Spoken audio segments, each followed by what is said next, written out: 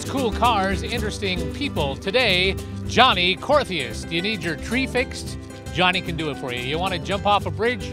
Johnny can help you. He's a jack of all trades, and he's more than just a guy who jumps off bridges and fixes trees. He's a motivational speaker, all around amazing guy. So we'll have a chat with Johnny. But in the meantime, from Integrity Hyundai, we have a 2016 Genesis Coupe. Dave Barrow, if you want to come on here, step inside. How were you in that last WWE fight you had? Did real good, Mark. Yeah, okay. Heavyweight champion of Canada. Nice. Yes, sir. This is not what I expect from Hyundai. Like, it's a sports car. It's it's impressive. It is quite the car, and a lot of people don't expect it from us. It's 350 horsepower, rear-wheel drive. It's just ultimate sport car for Hyundai. All right, what kind of engine we have underneath? Got a 3.8 liter V6, about 350 horse, like I said. Average 10 miles per gallon between city and highway, which is really good. Race car with some performance ability. Yeah. Sharp looking car, sunroof. Yep. And inside you got all of the features. Leather interior, we got navigation, heated seats. They're a bucket sport style seat, so keep you in line when you're racing down the road. Paddle shifters, 6-speed select-o-matic shifter. Gear transmission, not a CVT like a lot of cars are going to, so you got that true power right there with a good drivetrain to back it up. It really has some oomph in it too, doesn't it? Oh, it goes like crazy. Hey, what about the warranty on this? I'm glad you asked, Mark. It's a 5-year, 100,000 bumper-to-bumper warranty. That means you're comprehensive as well as your drivetrain, and with that we throw in free roadside assistance. It's like having CAA right there included with your warranty.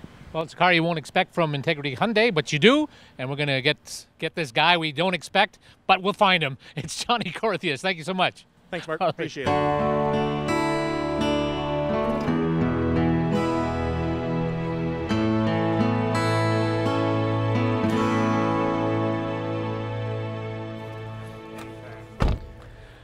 There he is, Johnny Korthuis. Mark, good to see you, bud. You're not jumping off the high-level bridge again, are you? No, sir. No, none it's of not that. because you can't do that, right? I stick to the legal stuff these days. Yeah. Very nice. What do you got going on here now? Just throwing some climbing stuff in. I'm just on my way down to California. To do what? Heading down there for 3 weeks. I have a little bit of forestry work to do. Awesome. I'm instructing wingsuit flying. Holy cow. Yeah, and then got to go visit the wife. So I got to get down there to the girlfriend. Wait a minute. You said wife and girlfriend. Which one's which? Might as well be the same thing at this point. Okay, very good. Why don't you pack that stuff up? Yeah, we'll get this in and we'll go for a rip. Yeah, we'll go for a little thing. Awesome, bud. I got a Tim Hortons waiting for you. Oh, a Timmy's. Yeah. All right. Brand new Tim stuff. Awesome. All right. Very cool. And I got a 2016. This is a real sports car for you. Yeah, just for you. This out. Yeah. So there you go. All right. All right. You're not even going to ask to see my license or driving record or anything, yeah, guys? No, over here. Oh, okay. It's not that I don't trust you. I thought I was going to drive. All right, let's roll. He's not.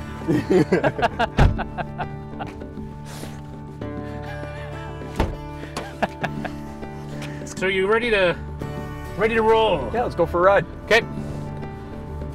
Now I just wanted to set the record straight again. For sure. About you did the whole high level bridge thing. You jumped off it, put it on YouTube, and that became a big kerfuffle thing.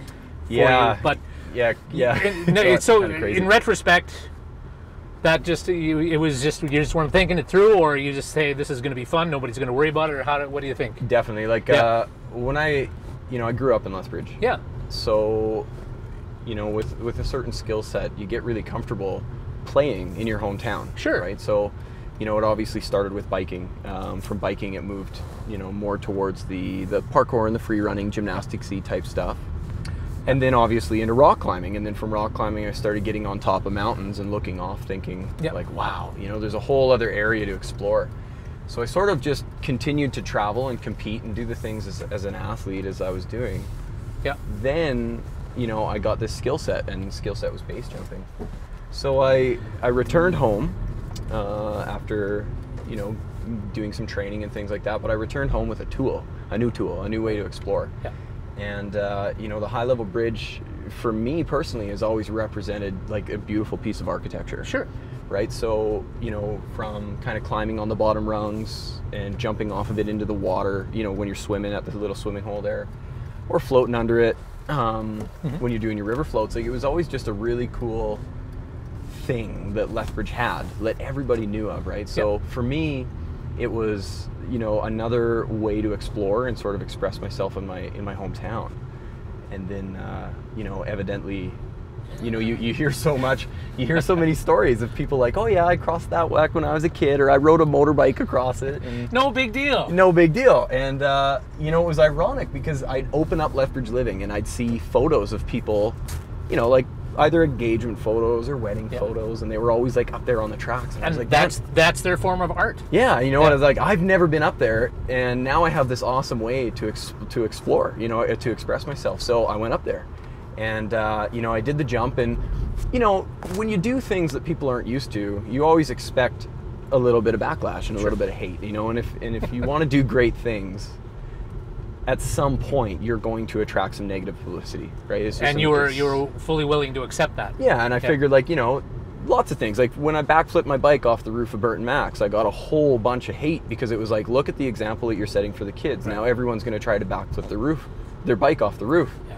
Well, it turns out that they don't. Like, people have a brain, but I think what what happened there is, I think you know, it got a little bit out of hand and it attracted a lot of attention really quickly. Mm-hmm. So, you know, CP Rail just they had to respond. So there's no hard feelings. There's not, and because that could have been really detrimental if you got the maximum penalty, right? Which would have been, because you wouldn't have been able to go to the States. Yeah, exactly. You know, so had it, like, you know, had I held up traffic or had I vandalized the train tracks in any way, they obviously would have been very harsh, you know. And when we looked it up, it said that there was a maximum fine amount of $5,000 with up to 6 months in jail. And, wow, you know, and this is, you looked it up before you jumped? No, definitely after, because what I was expecting at the very most would have just been a trespassing ticket, right? Like just a ticket, and you could have dealt with that. And I could have just dealt with that, and that was originally what I got, was a trespassing ticket. And you know, I was very respectful with the police. I just said, hey, I'm gonna go pay this thing right away. The video's off of YouTube. I spoke to Curtis. He took it down. And it was like, okay, let's just get this behind us. And Curtis is the guy who took the... Yeah, Curtis filmed it. Okay. And then, he did a great job with the edit. A little too good of a job, really, in all reality. But so, yeah, and you know, we had to finalize that. So we did, and thankfully, I think they got the message that they wanted to get across, and I think so did I, you know, in the long run. Yeah. It wasn't about showing off. It was just about expressing myself in a new way and doing something positive, you know, on a bridge that sometimes doesn't have the most positive reputations. Aside from, okay, it was the wrong thing to do. Yep. How cool was it? Man, I've done, you know, I have like coming up on a couple hundred base jumps now at this point. And the one here in Lethbridge, although it wasn't technically difficult as far as execution, because it's not that high, really, is it? It's not. Well, I mean, so lower base jumps are more dangerous, right? Because there's less of a margin, right? Because things happen a lot faster. Okay. But you know, the conditions on the day of were totally perfect. So I just remember, you know, I remember waking up in the morning like, wow, like what a perfect day. It was January, and it was like it was blue skies. Right. It was beautiful out, and so for me, you know, it was like, okay, let's go do this. It's going to be awesome. It's going to be a beautiful day to do it. Yeah, and it was. I'll never forget that jump. Yeah, and all is in the past. So we're. Yeah. But now you've really you've really gotten into many other aspects. You are a motivational speaker kind of guy. Yeah, I do love speaking. You have it's safety is important to you. Oh yeah.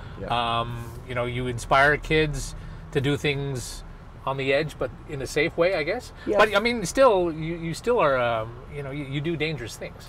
Yeah, I mean, everything has a level of risk associated with it, right? And it's not about getting people to live life on the edge. That's never been what it's about. And I address this a lot when I do my talks, because when you get up there and you want to earn the right, you want to do so in a respectful way that isn't just showing off the things that you've done, right? And what I try to emphasize is that we're all given gifts, you know what I mean? Like some people are fantastic speakers and other people are brilliant painters. Some people are sculptors. I found that, you know, when it comes to movement and expressing myself through sport, it's a gift that I've been given. It's a passion that has just always been alive. Yeah. So for me, it's always just been about inspiring people to express their artistry by using those gifts that they were given, you know, and whether that is painting or pottery, or for some people it's entrepreneurship, right? Sure. For me, I've met so many amazing, beautiful people in awesome locations, and all of these people have a common thread. They're living their purpose, they've embraced their gifts, and they're expressing their artistry. And I see happy, engaged people, and I just want that for everybody, you know? So when you fill out your income tax form and that says occupation, what is it that you write down? So first and foremost, arborist. Arborist, right. Right. Nice trees here. Yeah, there are some great little American elms here that look awesome. Yeah. So first and foremost is the trees. You know, I have a real passion You for... literally are a tree hugger. Yeah, exactly. Yeah. And so first and foremost, it's arborist. And then usually after, there's a slash. Right. And then it will say something like instructor. And then there's usually another slash that'll say professional athlete. And then there's another slash so that there's says 3 pages. Speaker, yeah. Yeah, it's like, it's that resume that you never want to be handed as an employer that says like, well, I worked at Tim Hortons and the University of Lethbridge, and I'm also a rocket scientist. Like, what the, how did that happen? Yeah. Did you go to post-secondary school at all? So I applied to go to Olds College to do my horticulture degree, and an opportunity arose for me to move to Victoria. So I decided to do that instead. Yeah. Right. So I was 19, I packed up my Ford Taurus and I headed out to Victoria, BC, where I had basically no money and no plan. But when I got there... Hey, sounds like my life right now. But anyway, go ahead. Carry on. I'll help you out, man. So I ended up in Victoria, and there was an opportunity to get a job with Davey Tree, which is one of the largest tree companies in the world. Yeah. And through them, I applied, and I worked so hard. Like, I slept on a hardwood floor with no heat and no hot water for a while, and used my laundry as a mattress. But what I had an opportunity to do there was get in with a very legitimate company and impress some people, and I guess I did. Cool. And they offered to essentially sponsor my training and my education. So hold that thought. We got to go in. Oh, sure. Yeah, grab some of this. Awesome.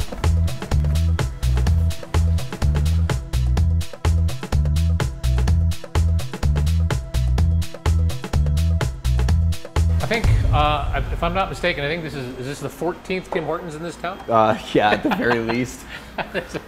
There's always room for more coffee. There's already, Anyway, here's to you. Cheers, buddy. Long time no see. Cool. So let's pick it up from you went to the Victoria. Yeah, you got your training done. Arborist. You're going to be a world famous arborist. That was the idea. Yeah. So what encompasses being an arborist? Well, it's the coolest job in the world. I get to climb trees for a living. Yeah. You know, I get to talk with amazing people that really do care about their yards and care about their trees, and I get to interact with something that's perfect in its imperfection. Wow. You know? Trees are amazing, and I learn a lot from them. As hippie-ish as it sounds. You love trees. I love trees. I hate cutting the healthy ones down, but nature of the beast comes with the job. I know that every tree, other than what's down at the river bottom, every tree in Lethbridge has been planted. Yeah. That's thousands upon thousands of trees. Except for the little volunteers, you know what I mean? But yeah, you're right. Yeah. And I mean, the Fairfield tree, that's 120 feet tall. Where's that? It's at the Research Center. Oh, that's a pine tree, isn't it? No. It's a giant cottonwood. And it was planted from a clipping, It's one of the oldest and tallest trees in southern Alberta. Wow. Yeah. So when you rate the trees that you love, what's number one? Number one would be the 225-foot sequoia that I climbed recently in Angels Camp, California. Wow. Being in something that monument, it's a skyscraper and it's alive. It was amazing. Wow. I guided 5 people up the tree. We set up stations. I taught them how to do some climbing techniques, and we all got to the very top. And it was right during Super Bowl Sunday. So when we were up at the top, someone was shooting off fireworks, and it was just like it was for you. Yeah, it was. Yeah, it had nothing to do with football. Okay, so how does one go from an arborist to doing what you do, other than being an arborist? Well, what's the first thing that? So arboriculture came after mountain biking. Right? Okay. Like when I was like 12 or 13, I decided like I'm gonna be a professional mountain biker. I just love it. And I used the things that I learned, you know, accomplishing in mountain biking to accomplish in tree care. And what's interesting, when I got into tree care, I never realized, you know, how immersive the industry was gonna be. But I found a passion, like I had found in mountain biking, I found it in arboriculture. And what ended up happening, as I moved a little bit away from mountain biking and started to differentiate in some of the other action sports, getting into like rock climbing was, you know, akin to what I was doing in the trees. A lot of similar equipment, a lot of similar strategies. And then from rock climbing and tree climbing, I mean, parachutes is just another form of rigging, another form of suspension. Yeah. So it just complemented, you know, one thing after another just started to complement one another. You know, people talk about adrenaline junkie. Are you an adrenaline junkie, or is it just something that you just like to do? I mean, explain for the person saying, "What, are you freaking nuts?" For sure, and normal. Yeah. Right? Totally normal. Yeah. Like the things that my friends and I do, if you don't understand them from the outside looking in, they just look extreme. Yeah, yeah. You know, they look way too risky to be worth it. I haven't had an adrenaline rush in a long time. And if you listen to some of the most accomplished action sports athletes, you know, Alex Honnold, some of the best base jumpers in the world, some of the best mountain bikers in the world, what they're seeking is, like I said before, expression in their artistry, right? And self-mastery. So you look at a guy like Alex Honnold, you know, he'll be 1,000 feet off the ground with no rope, and he'll be calm, cool, and collected. Is that the guy that climbs with his fingers? That was a 60-minute special on him? Yeah, that's Alex. That was freaky. Amazing. He climbed the surface of whatever that is. He was in Yosemite. Yosemite. Yeah. Like hanging on by his fingers. Yeah, and that's nuts. That's like ultimate control, right? Being able to be in a situation that could be fatal, like where you are literally faced with your own mortality, but still being able to conduct yourself in a totally calm and collected way. Which he was. Exactly. And actually at one point, he even talked about this. I think it was in that special where he said, I could feel myself getting worked up. Like, you know, he could feel it coming and he had to shut that down. An adrenaline rush, like the rush of endorphins and the high that you get off of that, it's, in my opinion, for me, it's just another drug. It just happens to be a drug that we produce ourselves. And that's nothing, it's just never interested me. That whole world is something that I haven't really partaken in. For me, being able to stand on top of a mountain and look down and be able to run off of it, do exactly what you need to do, and then execute that whole thing as beautifully or as perfectly as possible, and then landing it, for me, that's the expression. And that's like taking a puck out of your own zone, passing it up to your 100%. teammates, scoring a goal. Exactly. Yeah. When I was young, I used to play soccer, and I will never forget, I wasn't a great player, but I remember passing the ball from the corner directly in front of the net, classic play, and then the person I passed it to scored. But it was, we shared consciousness for that second. Like, people talk about a flow state, right? And like tapping into what humans are really capable of doing in a very unique mindset. And I've experienced that so much in my life that now I can find parallels in everything that I do, whether it's rock climbing or, you know, entrepreneurship, in speaking. I can find that flow state. And I think that the more you put yourself into that zone, the more you're authentically being you, you know, the more you're sort of like fulfilling your purpose. Are you misunderstood, would you say, by a lot of people? I think everybody is, you know what I mean? Because no one has the opportunity to grow up with me, right? You know, like I know you because of the role that you have filled in my life, right? Which is? Well, for you, you've been the guy on TV my whole life. Okay. You know what I mean? So what happens is, as we conduct ourselves and as we do the things that we do, people are going to look at us and we're going to fall into roles. So for some people, I'm a mentor, but for other people, I'm a student, right? You know, it's all about those roles that you fit into. So I would say from some people, I'm definitely misunderstood, but other people know me, you know, better than they probably know their own brothers and sisters. The accident. Yep. Let's talk about, let's first of all set up where you were. Yep. Take us through it. I know it was a horrible, horrible experience. No. That was the best thing that ever happened to me. Okay. Oh, yeah. Okay, let's go back to where you were and set it up. So May 9th, Twin Falls, Idaho. So a week yesterday, right? Oh, really? Yeah, a week yesterday. It was 3 years. 3 years. So what? How are your bones? Your bones? Yeah, everything seems to be doing okay. Okay. But so I left home December 2012. You know, I'd spent a lot of time building the business and getting it to a place where it could function without me. But I really wanted to take a real run at this whole athlete thing and really focus on learning. But I was 25, and I think that I was a little bit goal obsessed. And I traveled and traveled and traveled and learned, but didn't take a break, and I didn't rest. I just was hyper focused.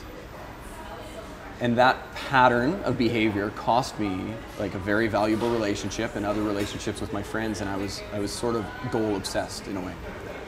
And I found myself in Twin Falls, where I had been before, and there's a bridge there that you can jump off of totally legally. It's a relatively safe bridge. I know that sounds ridiculous, Yeah. but it is a relatively safe bridge. But you know, I had the opportunity. This was one of the last days of this 6-month road trip that I had gone on to develop my skills as a wingsuit flyer, as a base jumper, as a rock climber, as a mountain biker. Like, I really went out there with that focus.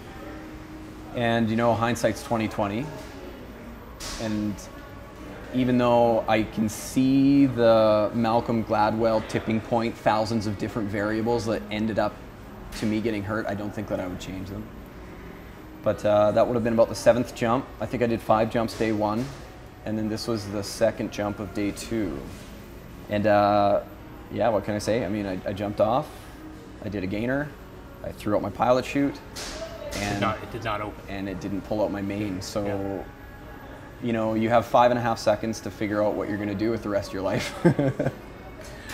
which could be 3 more seconds. Yeah. But I don't know, there was a clarity there that I see now looking back that I probably didn't truly like embrace when it was happening. But anyway, I was thinking clearly, and while I was falling, I wasn't necessarily afraid as much as I was just hyper-focused as to what I needed to do to survive. And what did you do?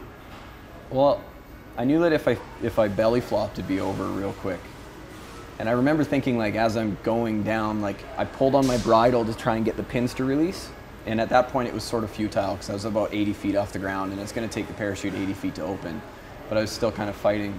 But in about the last, you know, 60 to 70 feet, I managed to get myself into like a high dive, like feet first, arms crossed position. And thank God for like gymnastics and parkour and stuff for helping me with that air awareness to go into the water straight. But I remember thinking, like, okay, I'm going to go into the water, and like priority 1 is I have to stay conscious because I know I have to swim out. And then priority 2 is like protect the vital organs. So it's got to be bones first. So as soon as I went in, I knew that the water was only about, you know, 12 to 20 feet deep. And after 500, you're going to hit the bottom. So I knew that I needed to open up. So as soon as I went in the water, I opened up. Opened up? Yeah, just like my body, right? Just okay. slow down. Okay. And basically broke every bone in my body by doing that, but managed to stay conscious. And at that point, it was like, you know, like I was in a lot of pain, but I knew if I could just get to the shore and stay conscious long enough, then there's a good chance that someone would be able to take care of me, right? And so this was filmed by your buddy too, was yeah, it? Yeah. Oh yeah, Korthuis. Yeah, absolutely. So he was pretty freaked out by this at the time too, I would imagine. Oh yeah. And But he kept rolling? No. Once and on the clip, which we'll see at some point, as soon as I hit the water, he basically just went. You can hear him gasp and then turn off the camera. Oh yeah. Yeah. That's okay. So what's our lesson from this? What have we learned? Lots. What do you get from that? Well, it's something. What did you break? How many bones did you break? You did 14. Oh my God. Yeah. But you lived. That's the amazing thing.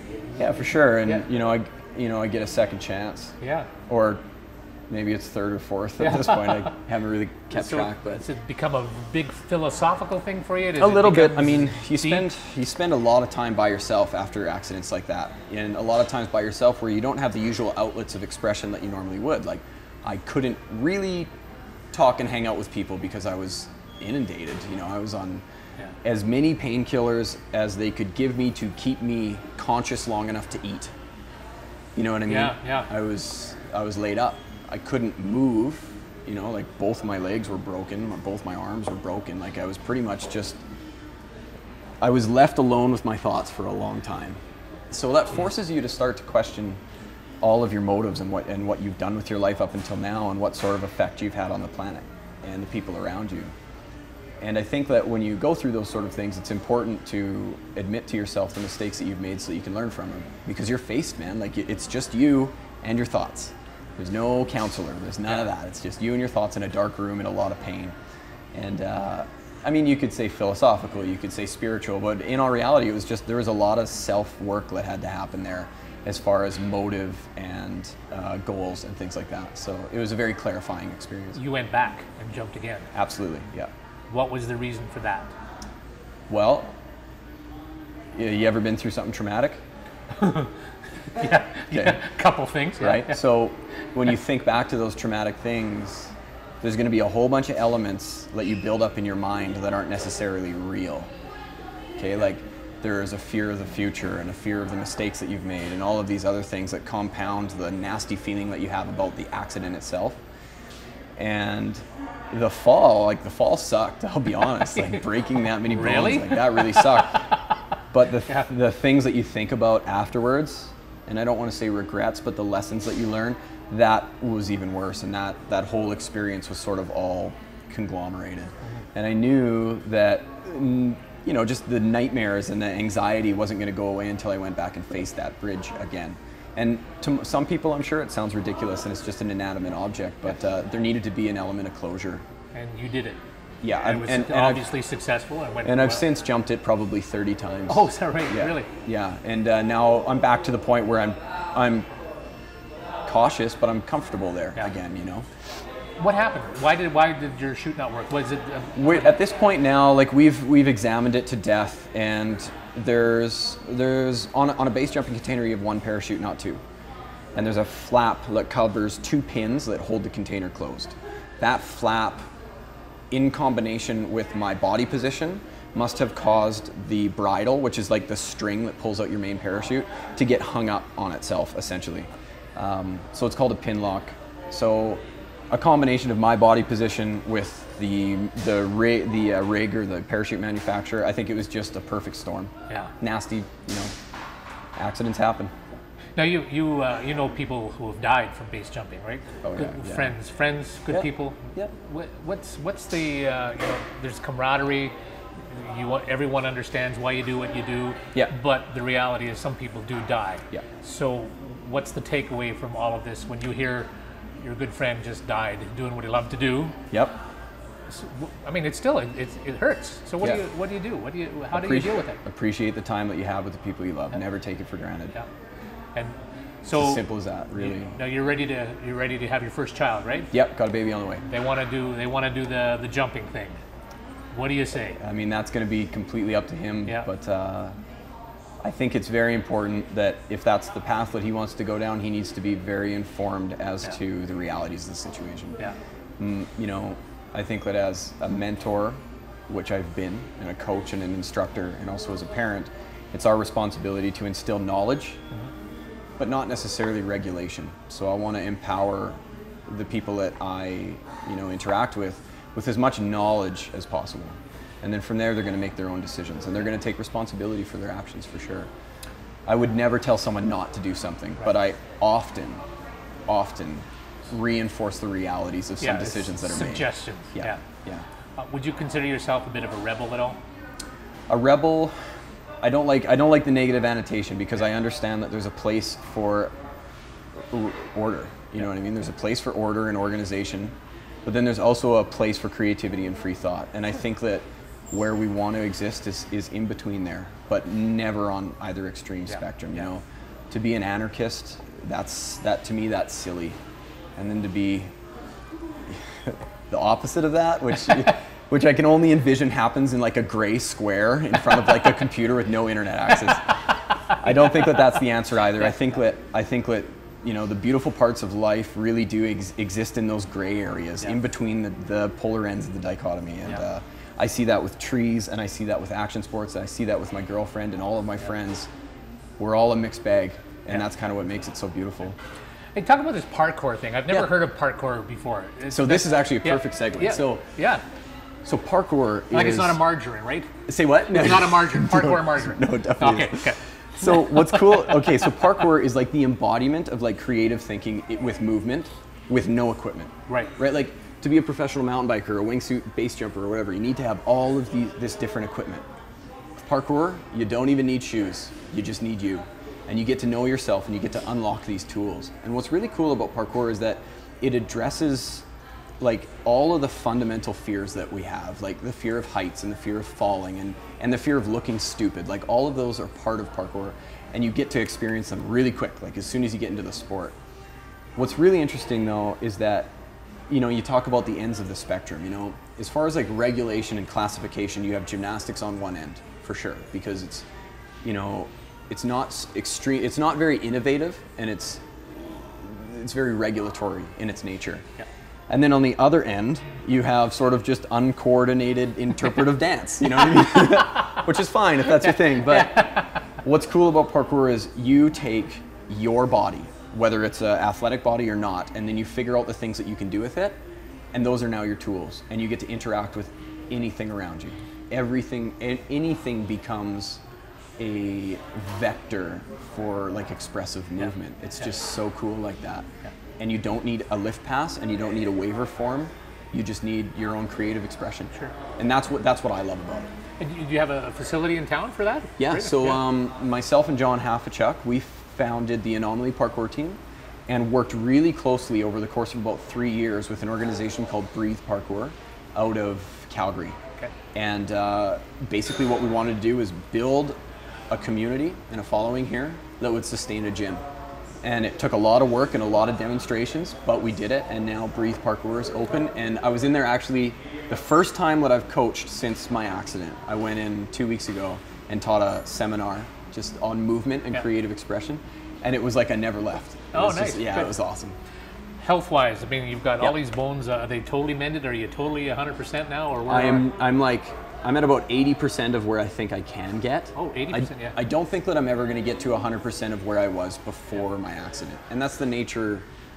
I should have been dead, you know what I mean? And also the product of the lifestyle I was living before with a hyper focus on just training and like sheer force of will, it got me into shape, but it wasn't a sustainable kind of shape. And it's being in that sort of level of fitness allowed me to survive that fall. But getting back to that would require, I think, an unbalanced lifestyle, which I don't think is where the direction I want to go anymore. So your girlfriend, to be wife, you're the mother of your child, lives in California. Yep. You live here. How does that work? So Steph, yeah, right. Well, in the beginning, like we got to know each other just before I got hurt, and we stayed in touch, and we were super close. And then, you know, throughout the accident and throughout, you know, constant visits and stuff, we really realized that there was something there. She was living in New Mexico at the time. She was surgical tech. And she made her way out to Laguna Beach, California. Like, huge move away from her family, but she just carved out a niche for herself there, and she fits right in. And so I started going down and visiting her, and naturally, and made friends. So now I have this strange life based in southern Alberta. And Laguna Beach, California. Yeah, so I'm back and forth a lot. I mean, with the athletics, I travel a lot. With arboriculture, I travel and instruct a lot. Okay. So because of that, I'm always sort of moving around back and forth, so it allows me to be there and be present when I'm there. And then when I leave, I hyper-focus on the things that I need to do, but there's always, you know, home is always either with her or back here. Is Southern Alberta still kind of important? It's a big part of who you are? Yeah, I mean, California's great, for sure, but the people in Lethbridge are warm, and the community in Lethbridge is awesome. There's a lot of innovation that needs to happen here, and I really honestly think that I can be a part of that. Nice. Because there's a great community here. Like, I have the pleasure of interacting with, I don't know, 3,000 kids a year, whether it's with the zip lining or the parkour stuff or the bike shows or whatever. And I get to watch this city turn into, you know, the 5th most boring place or whatever it was rated to what it is now, with a bike park and a parkour gym. And like, we've got all sorts of new cool things that are happening here. And I have real faith in this city and the community here. California, all these other places that I go, Australia, these are all places where I can draw inspiration and experience. But I love bringing that back here in any way that I can, and just getting this place closer to where I feel it needs to be. So when people say, if someone tells you to go jump off of a bridge, would you jump off of a bridge? Depends on the conditions. That's the smart ass remark. That'll be fun when you have your kid. If you say that to him. Johnny, that's been a real pleasure. Thanks, Thank Mark. you very much. I look forward to doing this again. All right.